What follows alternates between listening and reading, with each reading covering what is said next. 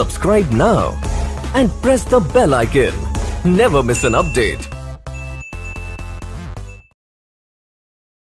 नमस्कार, फिर से आपका एक बार स्वागत है सनराइज एकेडमी के यूट्यूब चैनल पर। मैं योगेश पलसानिया।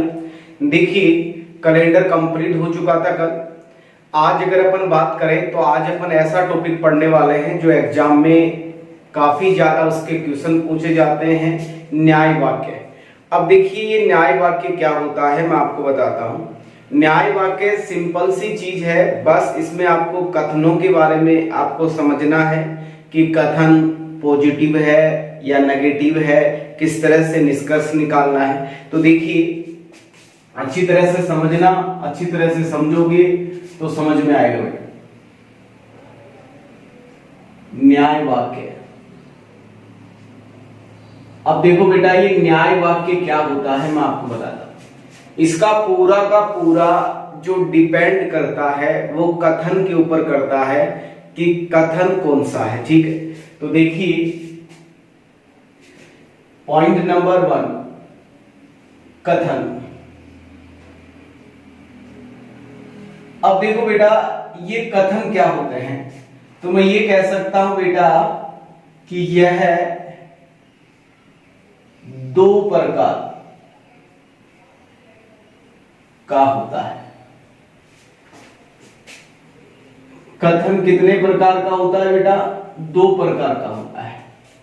अगर अपन पॉइंट नंबर 1 की बात करें तो पहला होता है सार्वभौम। पहला जो कथन होता है उसका नाम है बेटा सार्वभौम। और जो दूसरा होता है इसको बोलते हैं बेटा विशिष्ट। क्या बोलते हैं बेटा? विशिष्ट बोलते हैं। कथन 2 प्रकार का होता है, पहला सार्वभौम होता है, दूसरा क्या होता है? विशिष्ट। अब देखिए, ये जो सार्वभौम होता है इसको अपन किस तरह से देखें, इसका अर्थ क्या होता है। तो सार्वभौम, देखो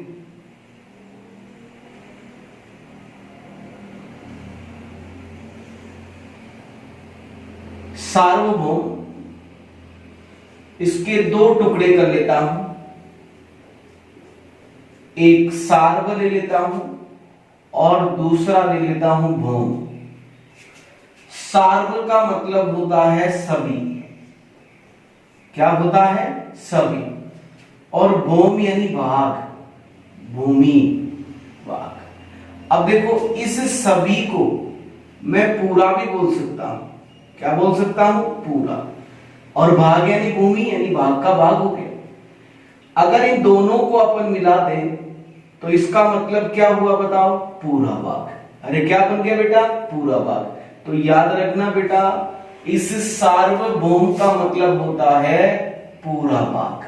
क्या होता है बेटा? पूरा। यहां किसकी बात करेगा? ये पूरे भाग की बात करेगा। एक बार मैं वापस बता रहा हूं, ये जो सार्वभौम होता है इसका मतलब होता है पूरा भाग। कैसे बना?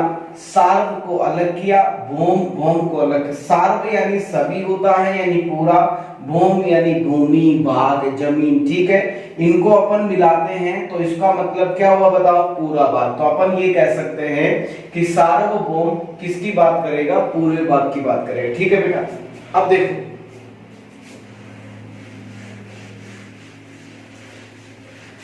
अब अगर अपन देखें सार्वभौम की बात करें तो यह है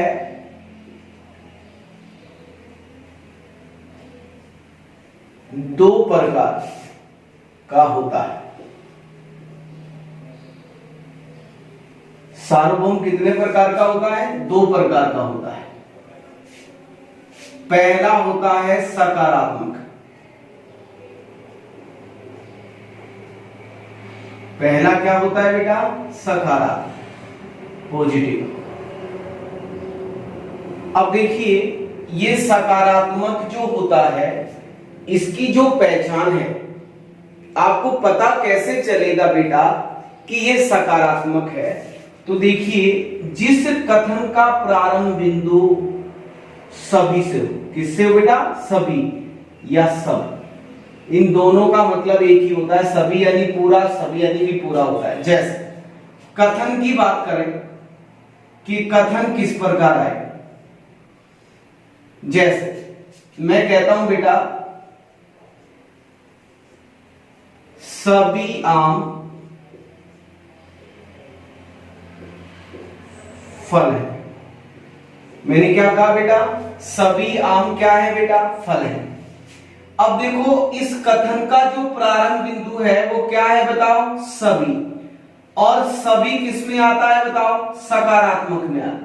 अब यहां पे देखो ये पॉजिटिव है या नेगेटिव है, तो इधर देखिए बेटा इस कथन में नहीं शब्द नहीं है, जिस कथन में नहीं शब्द नहीं होगा वह हमेशा कौन सा कथन होगा बताओ, पॉजिटिव कथन होगा। कौन सा होगा बेटा, पॉजिटिव। तो अपन पता भी कर सकते हैं कि कौन सा पॉजिटिव है, तो याद रखना बेटा कथन का जो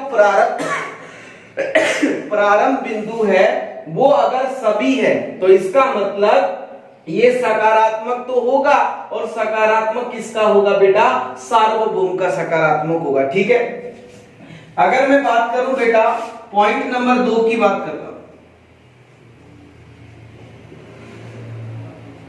नकारात्मक, नेगेटिव, इसकी जो पहचान होगी वो होगी बेटा कोई नहीं है। इसकी पहचान किससे होगी बेटा, कोई नहीं है। जैसे अगर मैं कथन की बात करता हूं, समझना मैं कथन से भी आपको बता रहा हूं कि किस तरह से पहचान करना है। जैसे मैंने कहा कोई आम फल नहीं है।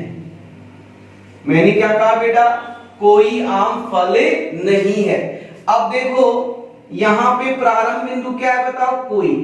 अब इस कोई का मतलब भी क्या होता है, पूरा होता है। ये भी पूरे भाग की बात करेगा, पूरा भाग की बात करेगा। अब देखो बेटा यहां पे क्या लगा हुआ है, नहीं।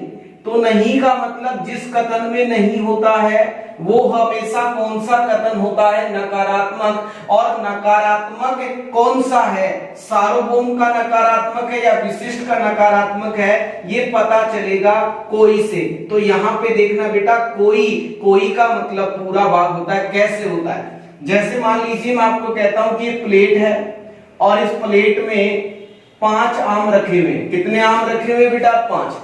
अब देखो आपको पता चलेगा कि सभी का मतलब भी पूरा भाग होता है या कोई का मतलब भी पूरा भाग होता है। मैंने कहा कि आप सभी आम खा लीजिए। मैंने क्या कहा बेटा कि आप सभी आम खा लीजिए, तो सभी का मतलब पूरे, ये पूरे के पूरे प्लेट में जितने भी आम है उन सभी आमों को मैं खाऊंगा। इसका मतलब सभी भी किसकी बात करेगा बताओ, पूरे की बात करेगा।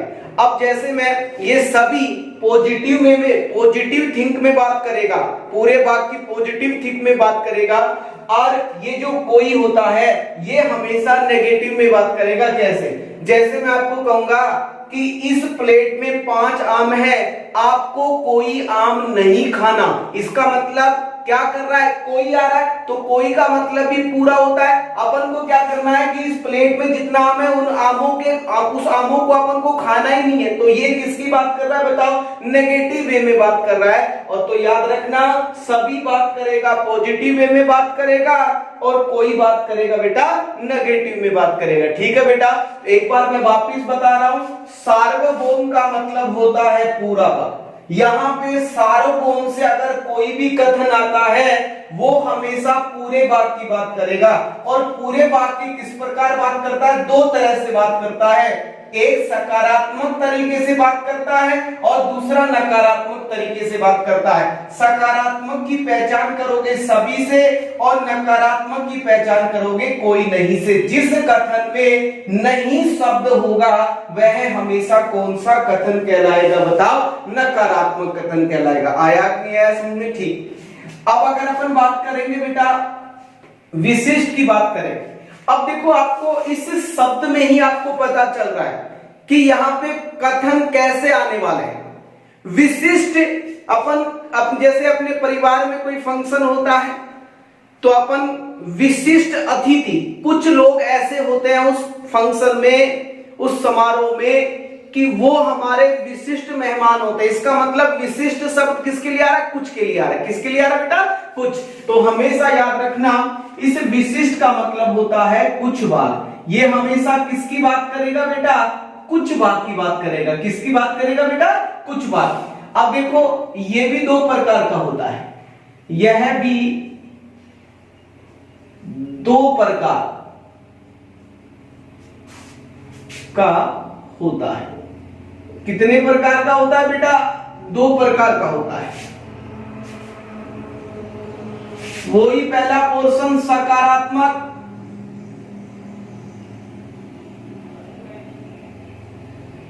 पॉजिटिव, इसकी पहचान करोगे बेटा, कुछ है। जिस कथन में कुछ है होगा वो हमेशा पॉजिटिव होगा। अब जैसे कथन की बात करते हैं अपन, जैसे मैंने कहा कुछ आम फल है। मैंने क्या कहा बेटा? कुछ आम क्या है बेटा? फल। अब देखिए यहां पे प्रारंभ बिंदु क्या है बताओ? कुछ, और कुछ तो है, और जहां कुछ आता है वह किसकी बात करता है? विशिष्ट की बात करेगा। अब आपको देखना होगा कि कथन में नहीं शब्द तो नहीं है। देखो नहीं है, इसका मतलब ये कौन सा होगा? पॉजिटिव। और पॉजिटिव कौन सा होगा बताओ? विशिष्ट का पॉजिटिव होगा। कैसे पहचाना? क्योंकि प्रारंभ में क्या लग रहा है बताओ? कुछ, और कुछ किस में आता है बेटा? विशिष्ट में आता है। ठीक, अपन बात करेंगे दूसरे पॉइंट की, नकारात्मक की बात करेंगे।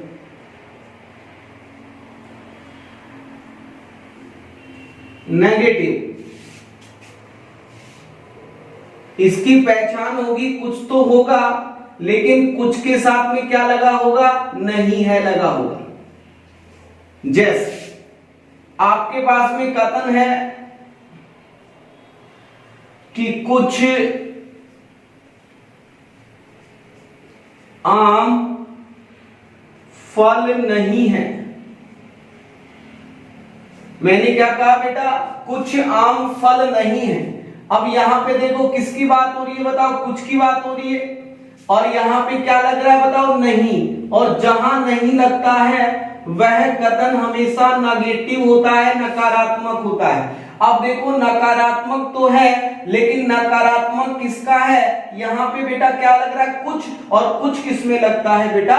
विशिष्ट में लगता है। तो याद रखना, ये चीजें अगर आपको समझ में आएंगी तभी आप क्वेश्चन को सोल्व कर सकते हो बेटा। आपके दिमाग में आना चाहिए कि ये जो मेरे पास जो कथन है, ये कौन सा कथन है? पॉजिटिव कथन है या नेगेटिव कथन है? और पॉजिटिव किसका है? सार्वभौम का है या विशिष्ट का है? नकारात्मक किसका है? सार्वभौम का है या विशिष्ट का है? तो मैं एक बार वापस बता रहा हूं, ये जो न्याय वाक्य होता है ना बेटा, ये पूरा का पूरा कथन के ऊपर डिपेंड करता है कि कथन क्या है। तो कथन दो तरह से आते हैं, पहला होता है सार्वभौम और दूसरा होता है विशिष्ट होता है। सार्वभौम का मतलब होता है पूरा बात, और विशिष्ट का मतलब होता है कुछ बात। सार्वभौम भी दो प्रकार से पूछा जाता है, एक सकारात्मक तरीके से और दूसरा नकारात्मक तरीके से। सकारात्मक की पहचान होगी सभी और सबसे होगी बेटा, और नकारात्मक की पहचान होगी कोई नहीं से। जहां कोई नहीं आता है वो नकारात्मक होगा, और किसका नकारात्मक होगा? सार्वभौम का नकारात्मक होगा। और जहां सभी आता है वो पॉजिटिव होगा, और किसका पॉजिटिव होगा बेटा? सार्वभौम का पॉजिटिव होगा। अगर अपन यहां पे बात करें, विशिष्ट की बात करें बेटा, तो विशिष्ट का मतलब होता है कुछ भाग होता है। ये भी दो प्रकार से पूछा जाता है, पहला सकारात्मक और दूसरा नकारात्मक। सकारात्मक की पहचान होगी कुछ से, और नकारात्मक की पहचान होगी कुछ तो लगा होगा, लेकिन साथ में क्या जुड़ा होगा? नहीं जुड़ा होगा। ठीक है, ठीक। ये तो अपना बेसिक कंसेप्ट क्लियर हुआ। अच्छी तरह से समझना। आपको मैं बार बार कह रहा हूं, आपको अगर कथन के बारे में पता है ना, तो ही आप निष्कर्ष अच्छी तरह से सोल्व कर सकते हो। ठीक है, साथ साथ अच्छी तरह से नोट्स भी बनाते रहना। जितना अच्छी तरह से नोट्स बनाओगे, मैं हर वीडियो में कहता हूं, और क्यों कहता हूं, बार बार इसीलिए कहता हूं क्योंकि सुंदर सुंदर जब आप लिखते हो तो अपने दिमाग में ऑटोमेटिक छपता रहता है।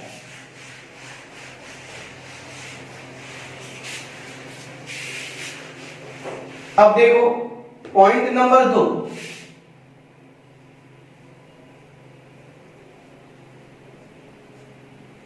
कथन का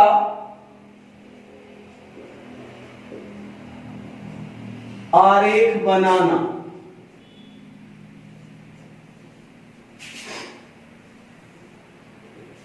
मैं ये कह सकता हूं यह 3 प्रकार से बनाया जाता है। कितने प्रकार से बनाया जाता है बेटा? 3 प्रकार से बनाया जाता है आरेख। पहला होता है सभी है, दूसरा होता है कुछ है, और तीसरा होता है बेटा कोई नहीं है। आरेख हमेशा 3 ही प्रकार से बनाया जाता है। पहला सभी, दूसरा कुछ, और तीसरा कोई नहीं। जैसे मैं यहां पे कथन की बात करता हूं बेटा, मैंने कहा सभी ए बी। मैंने क्या कहा? सभी ए क्या है बेटा? बी है। अब आप मुझे बताओ बेटा, सिंपल सी चीज पूछ रहा हूं, इसका जो आरेख बनेगा वो किस प्रकार बनेगा? अब मैं आपको एक तरीका बताऊं। यहां देखो क्या कह रहा है, सभी ए, वो ए की बात कर रहा है। सभी ए क्या है बताओ? बी है। तो याद रखना, सभी के पास में जो होता है वो हमेशा छोटा होता है, और है के पास में जो होता है वो हमेशा बड़ा होता है। इस प्रकार तो इसका जो आरेख बनेगा वो इस प्रकार बनेगा, सभी ए बी हैं, ये पूरे के पूरे ए किसके अंदर आएंगे बताओ? बी के अंदर। जैसे ये तो पहला कथन है। अगर यहां पे दूसरा कथन देता है कि सभी बी सी हैं, अगर आपके पास में ये कह रहा है सभी बी सी हैं, तो अब सभी के पास में बी आ रहा है तो बी छोटा होगा, और है के पास में सी आ रहा है तो बड़ा होगा। तो बी छोटा और बी के ऊपर क्या बना दीजिए आप? सी को बना दीजिए। तो इसका जो आरेख, दोनों कथनों का जो आरेख बनेगा वो इस प्रकार से बनेगा। और हमेशा याद रखना, सभी का आरेख एक दूसरे के ऊपर नीचे बनता है। ठीक, अगर अपन बात करें कुछ की बात करें, तो जैसे मैं आपको कहता हूं कथन पहला, कुछ ए बी है। मैंने क्या कहा बेटा? कुछ ए बी है। अब देखो यहां पे क्या कह रहा है? कुछ ए, मतलब ए का कुछ हिस्सा किसके अंदर है बेटा? बी। तो पहले ए बनाओ, ये जो ए है इसका कुछ हिस्सा, ये वाला, ये कुछ हिस्सा, ये किसके अंदर आएगा बताओ? बी के अंदर है। अब यहां पे इस हिस्से के ऊपर दोनों का अधिकार होगा, ए का भी अधिकार होगा और बी का भी अधिकार। जैसे मान लीजिए एक छोटा सा एग्जांपल मैं आपको दे रहा हूं। मान लीजिए एक माँ बाप की 2 संतान है और दोनों संतान अलग अलग हो जाती हैं। वहां पे एक जमीन का ऐसा टुकड़ा होता है, भाइयों के बीच में हर परिवार में होता है ऐसी कंडीशन कि उस टुकड़े के ऊपर दोनों का अधिकार होता है। तो अपन ये तो नहीं कह सकते कि पूरा पूरा अधिकार ए का ही होगा, पूरा पूरा अधिकार बी का ही होगा, दोनों का अधिकार।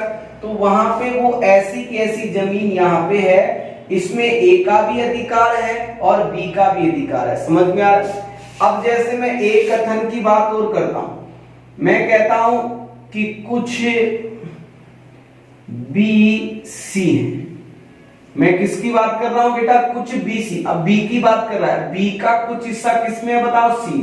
तो ये आरेख इस प्रकार बनेगा। अब यहां पे जो दोनों के बीच में जो जमीन है वो बी और सी के बीच में, ठीक है। तो इसका अधिकार बी का भी होगा और इसके ऊपर किसका अधिकार होगा, सी का भी अधिकार। तो कुछ का आरेख हमेशा ऐसे बनता है। निष्कर्ष अपन बाद में देखेंगे कि निष्कर्ष कैसे निकाले जाते हैं। अच्छी तरह से मैं आपको बता दूंगा बेटा, कभी भी दिमाग में से न्याय वाक्य कभी भी दिमाग में से नहीं निकलेगा, अच्छी तरह से अगर आपने वीडियो को अच्छी तरह से देखा है। देखिए पॉइंट नंबर यहां पे बात कर रहा हूं, तीसरे कथन की बात कर रहा हूं, अच्छी तरह से समझना। मैंने कहा कोई ए बी नहीं है। मैंने क्या कहा, कोई ए क्या नहीं है, बी। ये जो ए है ना, ये पूरा का पूरा किसको क्या नहीं है बताओ, बी नहीं। मतलब ए और बी का रिश्ता ही नहीं है। देखो इधर क्या कहता है इस कथन में, कोई ए बी क्या नहीं है बेटा, बी। जैसे इसकी बात कर रहा हूं, ए और बी में पहले कुछ हिस्सा टच हो रहा था, तो काफी दिनों के बाद में क्या हुआ, दोनों के बीच में राय मशवरा होता है कि क्यों लफड़ा करते हैं फालतू, इसको अलग ही करते हैं, तो दोनों थोड़ा थोड़ा हिस्सा लेके अलग अलग हो जाते। तो यहां पे वही चीज कह रहा हूं कि ए और बी के बीच में विवाद हट गया। अब ए और बी का आपस में कोई भी रिश्ता नहीं है, कोई भी जमीन के ऊपर आपस में कोई भी रिश्ता नहीं है। तो इसका मतलब ए अलग हुआ और बी भी अलग हो रहा है। अगर मैं बात कर रहा हूं बेटा कथन की दो की बात कर रहा हूं, तो मैंने कहा कि कोई भी सी नहीं है। अब मैंने क्या कहा, कोई भी सी नहीं। अब बी की बात कर रहा है और सी की बात, तो कोई बी क्या नहीं होगा, सी। तो यहां पे सी, बी और सी का भी आपस में कोई भी रिश्ता नहीं होगा। निष्कर्ष अपन बाद में देखेंगे कि निष्कर्ष कैसे निकलेगा। तो देखिए ये आरेख आपके कंप्लीट होते हैं। आरेख तीन ही तरह से आपके एग्जाम में तीन ही तरह से आएंगे। इस प्रकार का आरेख आएगा, वो आपको बनाना पड़ेगा। आपको देखना है कि आरेख जो कथन आ रहा है वो किस प्रकार से आ रहा है, सभी का आ रहा है या कुछ का आ रहा है या कोई का आ रहा है। तो सभी का आएगा तो आरेख इस प्रकार बनाओगे आप, और कुछ का आएगा तो आरेख इस प्रकार बनेगा, और कोई नहीं का आरेख आएगा तो आप इस प्रकार आरेख बनाएंगे। तो ये तो आपका आरेख हो गया, ठीक है बेटा।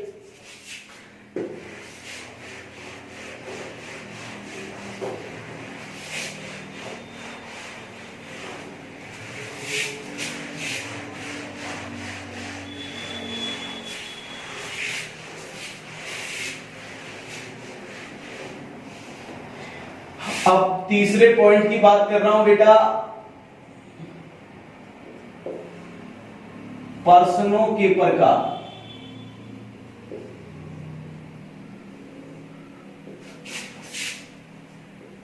यह है 6 प्रकार से पूछा जाता है बेटा। न्याय वाक्य जितने भी क्वेश्चन आएंगे वो 6 प्रकार से ही होंगे, 7वां प्रकार बनेगा ही। अगर आप 6 प्रकार अच्छी तरह से पढ़ लेते हैं ना बेटा, तो एग्जाम में आपका एक भी क्वेश्चन गलत नहीं होगा, ठीक। अब जैसे बात कर रहा हूं पॉइंट नंबर 1 की, सभी प्लस सभी। आपके पास में एग्जाम में इस तरह का क्वेश्चन भी आ सकता है, यहां से भी क्वेश्चन आता है, अपन सोल्व करेंगे। दूसरा है बेटा कुछ प्लस कुछ, यहां से भी क्वेश्चन आ सकता है आपके पास में। तीसरा पोर्शन है बेटा कोई नहीं प्लस कोई नहीं, यहां से भी आपके पास में एग्जाम में क्वेश्चन आता है। चौथा पॉइंट है सभी प्लस कुछ, यहां से भी एग्जाम में क्वेश्चन आता है। 5वां पॉइंट है सभी प्लस कोई नहीं,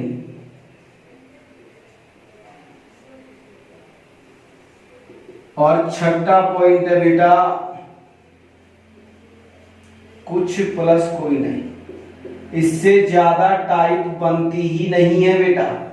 अगर आप इन 6 टाइपों को अच्छी तरह से पढ़ लेते हो, समझ लेते हो, तो आपका न्याय वाक्य का क्वेश्चन कभी भी गलत नहीं हो सकता। ठीक, अब जैसे मैं बात कर रहा हूं बेटा, पॉइंट नंबर 1 की बात कर रहा हूं, सभी प्लस सभी की बात कर रहा हूं,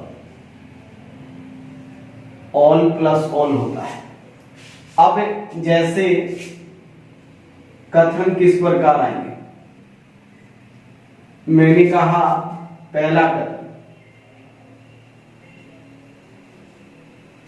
सभी गाय खाती है, आपको मानना पड़ेगा। दूसरा है सभी हाथी आती जानवर है। यह आपके पास में बेटा 2 कथन है, समझना एक बार। अब अपन वहां पे एग्जाम में क्या होगा, कथन भी दिया होगा, निष्कर्ष भी दिए होंगे, आपको देखना है, आपको टिक लगाना है कि कितने निष्कर्ष सही हैं। अब मैं आपको सिखा रहा हूं कि कथन से निष्कर्ष कैसे बनाया जाता है। अगर आप ये तरीका सीख लोगे ना, तो मैं आपको 101% गारंटी के साथ कह सकता हूं बेटा, कभी भी न्याय वाक्य गलत नहीं होने दूंगा। अब देखो, सबसे पहला जो अपने पास में है कि हमें सबसे पहले तो ये देखना है कि ये कथन कौन से हैं, सार्वभौम के हैं या विशिष्ट के हैं, और सार्वभौम का कौन सा है, सकारात्मक है या नकारात्मक, विशिष्ट का सकारात्मक है या नकारात्मक। मैं ये क्यों बता रहा हूं, मैं आपको इसलिए बता रहा हूं बेटा कि हमेशा कंडीशन कैसी भी हो, अगर कथन सकारात्मक है ना, तो उसका 101% निष्कर्ष सकारात्मक ही निकलेगा। अगर कथन नकारात्मक है तो उसका 101% जो निष्कर्ष होगा वो नकारात्मक ही निकलेगा। मैं इसलिए बता रहा हूं। तो अब देखिए, ये कथन सभी से प्रारंभ है और पूरा का पूरा पॉजिटिव है, तो बेटा कथन ही पॉजिटिव होगा, तो इसका निष्कर्ष भी क्या निकलेगा, पॉजिटिव। ये भी देखो, पूरा का सभी से स्टार्ट है और पॉजिटिव है, तो इसका भी जो निष्कर्ष निकलेगा वो पॉजिटिव। अब आपके दिमाग में आना चाहिए कि इन दोनों में संबंध क्या है। देखो बेटा, यहां भी हाथी के बारे में बोल रहा है, यहां भी हाथी, इसका मतलब संबंध तो है ही। तो अब अपन क्या करेंगे, इनके आरेख बनाते हैं कि इनके आरेख किस प्रकार बने। तो देखिए, पहला सभी गाय,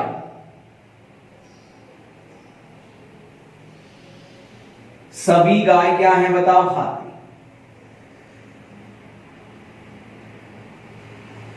अब देखो, सभी हाथी, अब इसके ऊपर क्या आ जाएगा बताओ, जानवर। ठीक, अब देखो ये तो आरेख बन गया बेटा। अब अपन को क्या करना है, निष्कर्ष निकालना है कि निष्कर्ष किस प्रकार होगा।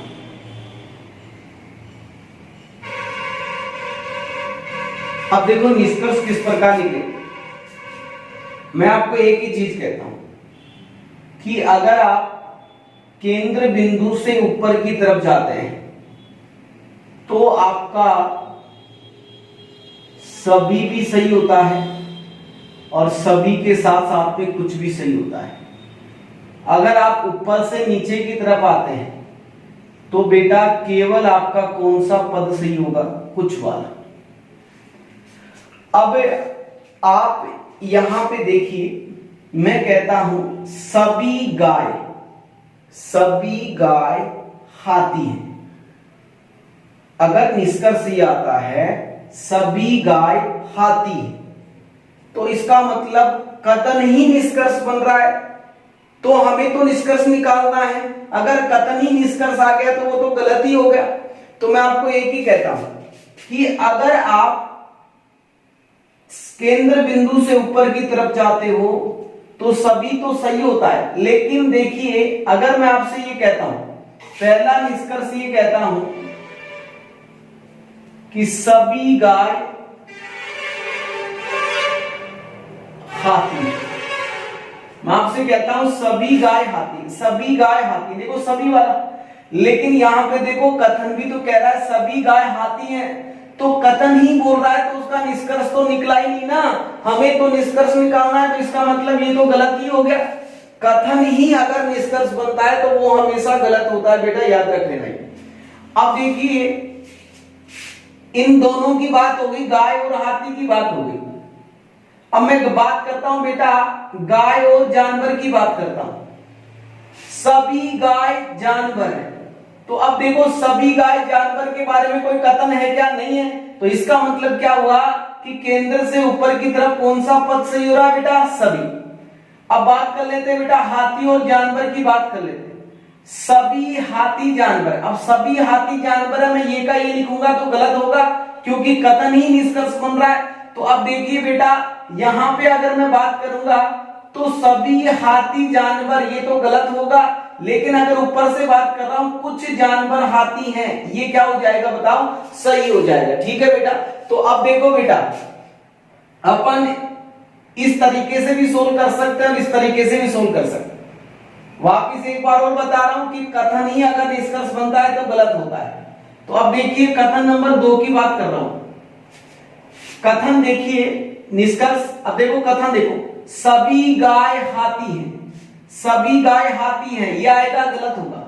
इसका उल्टा देखो, उल्टा देखिए कुछ हाथी क्या है बताओ? गाय, ये सही होगा। देखो ऊपर से नीचे की तरफ आता हूं, ऊपर से नीचे की तरफ आता हूं तो कुछ सही होता है, तो आप ये कह सकते हो कि कुछ हाथी क्या है बताओ? गाय। ये क्या होगा बताओ? सही होगा।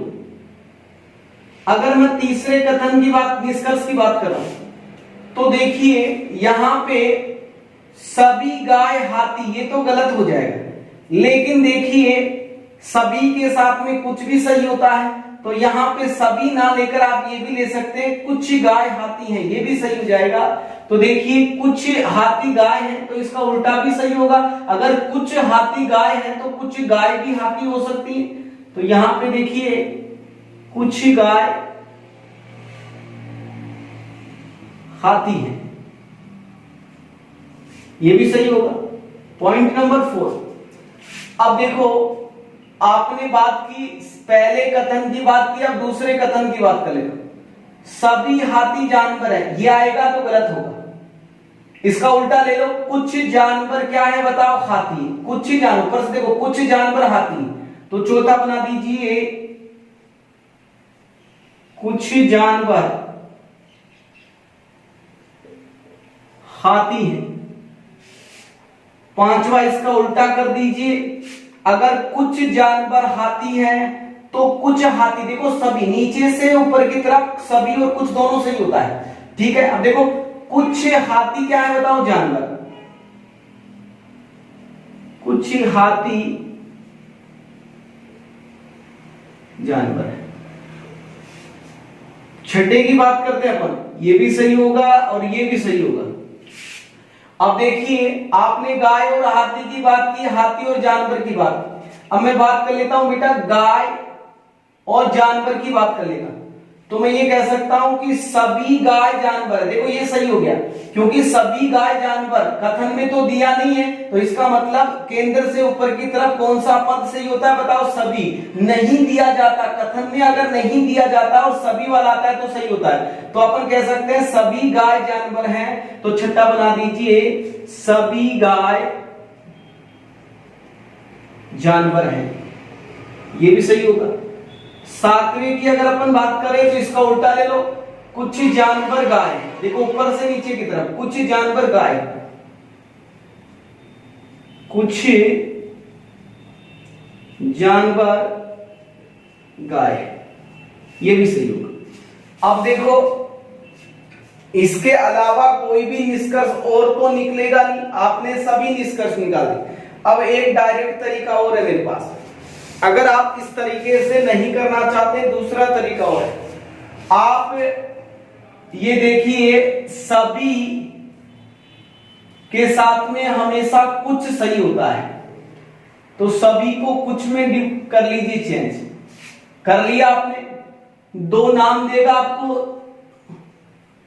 इन दोनों नामों की जगह चेंज कर दीजिए आप। गाय की जगह हाथी कर दीजिए, हाथी की जगह गाय। तो देखिए गाय की जगह हाथी, हाथी और ये गाय। देखो ये निष्कर्ष आपको नीचे दिखाई दे रहा है क्या? ये रहा, देखो कुछ हाथी गाय, कुछ हाथी। आपने क्या किया? सभी को किसमें चेंज किया? कुछ में चेंज किया। और जो दो नाम हैं उनकी जगह आपस में, हाथी को यहां पे लेके आ गए और गाय को यहां पे लेके आ गए।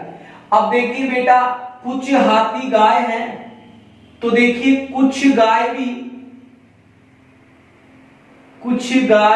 भी क्या होंगी बताओ? हाथी होंगी।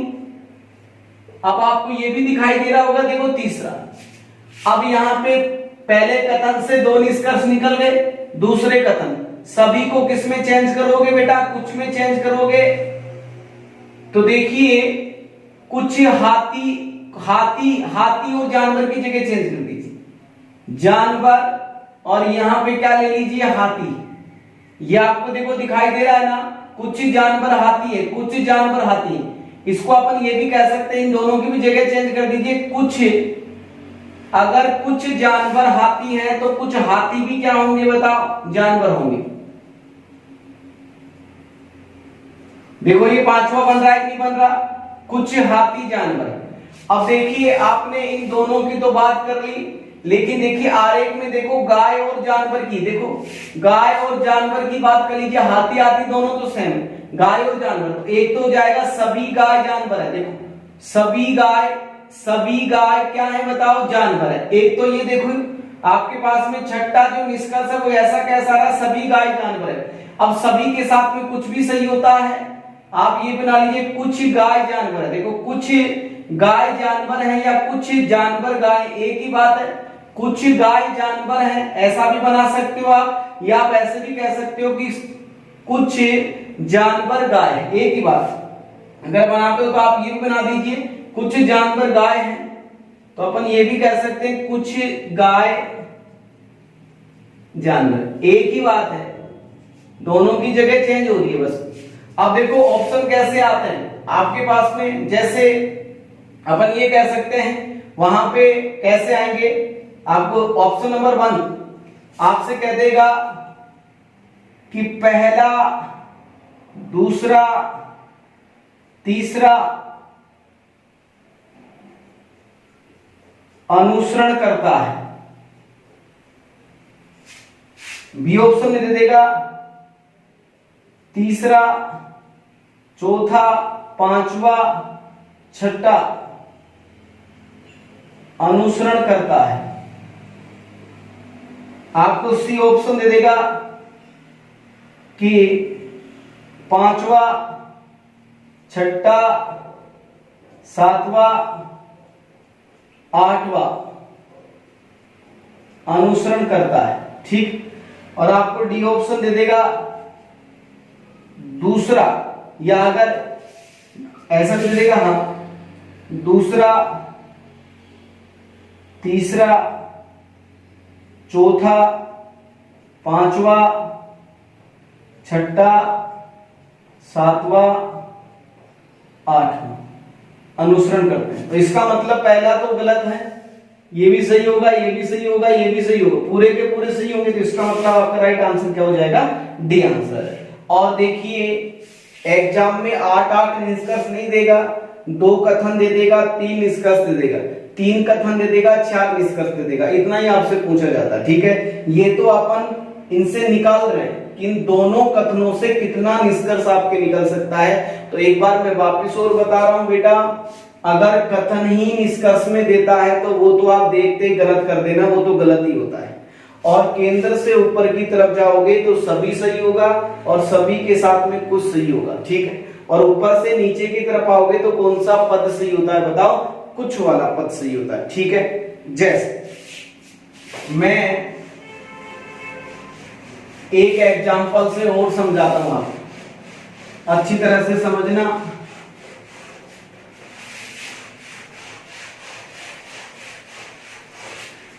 एग्जाम में क्वेश्चन कैसे आ सकता है, कैसे आता है, मैं यहां पे लिख रहा हूं, आपको समझा देता हूं अच्छी तरह से। जैसे क्वेश्चन नंबर 2 की बात करते हैं।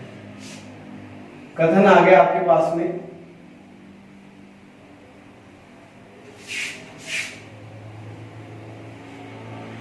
सभी आम फल हैं। दूसरा आ गया, सभी फल अनार है। और मैं निष्कर्ष दे देता हूं यहां, आपको बताना होगा कौन सा सही है गलत है। पहला निष्कर्ष आपके सामने आ गया, सभी फल आम है। दूसरा आपके पास में आ गया, कुछ फल आम है। तीसरा आपके पास में आ गया, कुछ फल अनार है। और चौथा आपके पास में आ गया, सभी आम अनार है। अब ऑप्शन, पहला ऑप्शन आ गया आपके पास में, पहला और दूसरा अनुसरण करता है। दूसरे ऑप्शन में आ गया, दूसरा और तीसरा अनुसरण करता है।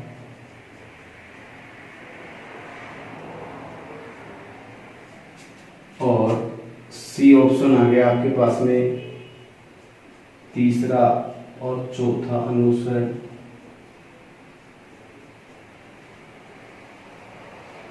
करता है।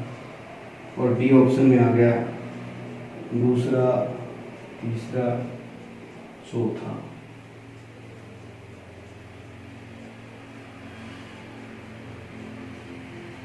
ये आपके पास में बेटा देखिए अच्छी तरह से समझना, ये आपके पास में क्वेश्चन है और ये इसके निष्कर्ष है। ये ऑप्शन है, आपको देखना है कि कौन सा सही है कौन सा गलत।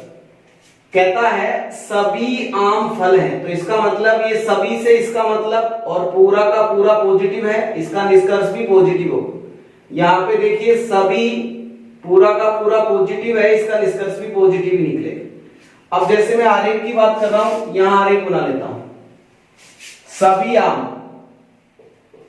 आम के ऊपर क्या आएगा बताओ, फल आएगा। और सभी फल अनार है, और अनार के ऊपर क्या जाएगा बताओ, फल के ऊपर क्या जाएगा बताओ, अनार। ये का ये आरेख बनेगा। अब आपको आरेख से देखना है, देखो निष्कर्ष देखिए, सभी फल आम है। देखिए यहां पे देखो, पहला निष्कर्ष देखो आप, सभी फल आम है। तो बताओ ऊपर से नीचे की तरफ आता हूं तो कौन सा पद सही होता है बताओ, कुछ वाला सही होता है ना। लेकिन यहां पे क्या लगा हुआ बताओ, सभी, इसका मतलब ये तो क्या हो जाएगा, गलत हो जाएगा। दूसरा, कुछ फल आम है, कुछ फल, देखो कुछ फल आम है, ऊपर से नीचे की तरफ कौन सा पद सही होता है, कुछ, तो इसका मतलब सही आ, दूसरा सही हो। कुछ फल अनार है, कुछ फल अनार है। तो देखिए नीचे से ऊपर की तरफ कौन कौन सा पद सही होता है, सभी भी सही होता है, कुछ भी सही होता है। तो इसका मतलब कुछ फल अनार, ये भी सही हो जाएगा। सभी आम अनार है, सभी आम अनार है। तो बताओ सभी आम अनार है, कहीं दिया हुआ है क्या कथन में, नहीं दिया हुआ, तो नहीं दिया हुआ तो सही होगा। तो यहाँ पे देखिए सभी, पूरा का पूरा आम क्या है बताओ, अनार है। तो इसका मतलब ये भी सभी वाला भी सही हो जाएगा। अब देखिए आपके पास में कितने सही हो गए, पहला गलत हो गया, दूसरा, तीसरा और चौथा। अब जिस ऑप्शन में दूसरे, तीसरे और चौथे की बात कर रहा है, पहले में पहले और दूसरे की बात कर रहा है, गलत, पहला तो आना नहीं चाहिए। दूसरे की बात कर रहा है, दूसरे और तीसरे, अब दूसरा और तीसरे की बात कर रहा है, चौथे की बात नहीं कर रहा, चौथा भी सही है, ये भी गलत हो गया। तीसरे ऑप्शन में बात कर रहा है तीसरे और चौथे की, तीसरे और चौथे की बात कर रहा है, दूसरे की बात नहीं कर रहा, दूसरा भी सही है, ये भी गलत हो गया। अब देखिए हमें तो तीनों की बात करने वाला है, आंसर सही है। तो देखो दूसरे की भी बात कर रहा है, सही है, तीसरे की भी बात कर रहा है, ये भी सही है, और चौथी की बात कर रहा है, ये भी सही है। तो इसका मतलब मेरा जो राइट आंसर होगा वो होगा डी होगा। ठीक है, तो ये देखिए बेटा, पहला पॉइंट आज कंप्लीट हो गया, सभी और सभी। अपन इसका प्रैक्टिस भी करेंगे आपके साथ साथ। जब ये 6 टाइप कंप्लीट हो जाएंगे ना बेटा, तो इसके 9 केस हो रहे हैं हमारे पास। वहां पे 3-3 कथन होंगे, 2-2 निष्कर्ष होंगे, 4-4 कथन होंगे, वहां पे 4-4 ही निष्कर्ष होंगे। तो अभी तो अपन 2-2 कथन की बात कर रहे हैं। हमें सीखना है कि किस तरह से क्वेश्चन आएगा और किस तरह से मुझे क्वेश्चनों का आंसर देना है। निष्कर्ष कैसे आते हैं, ऑप्शन में ऑप्शन किस प्रकार होंगे, वहां पे ऑप्शन से भी काफी बार गलत हो जाता है। तो याद रखना बेटा, अगर आप आज आपका आज जो पढ़ा है वो आपको अगर अच्छा लग रहा है, समझ में आ रहा है, तो वीडियो को लाइक करें, शेयर करें और सब्सक्राइब करें बेटा। आज के लिए थैंक यू, नमस्कार। Subscribe now and press the bell icon. Never miss an update.